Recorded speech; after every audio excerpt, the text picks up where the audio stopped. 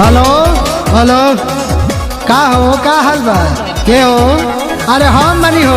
अच्छा बोलो। अरे सुननी है कि आरा ध ले लो। अरे तारा घर में तोरे नु रहे, तारा खानी माई बाबू के छोड़ के छपरा से बॉम्बे भागल बड़ा।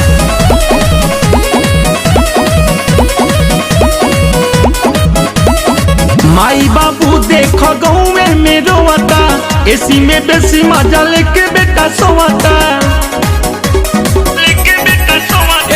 माई बाबू देखो गाँव में रोवता, एसी में बेसी मजा लेके बेटा सोवता।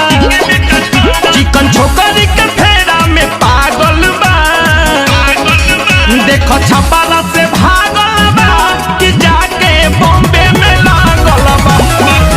देखो छपारा से भागल बा कि जाके बॉम्बे में लागल बा।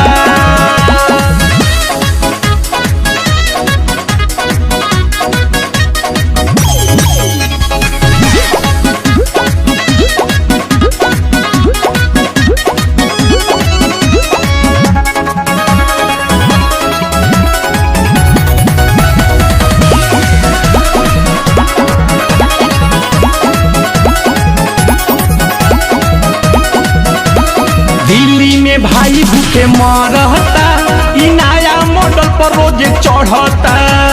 चाली चलन एकर बिगड़ल बा, आरा से पाछा एकर जरता। दिल्ली में भाई भूखे मरता, ई नया मॉडल पर रोज चढ़ता। चाली चलन एकर बिगड़ल बा, आरा से पाछा एकर जरता। तो छवे नंबर से दागल बा, देखो छपारा से भागल बा कि जाके बॉम्बे में लागल बा। देखो छपारा से भागल बा कि जाके बॉम्बे में लागल बा।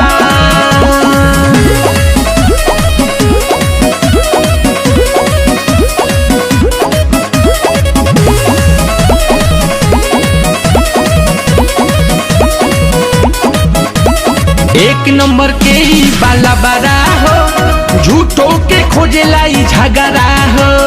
एही से मार खाला लोगावा से, कोई ना छोड़े तो बोरा गरा हो।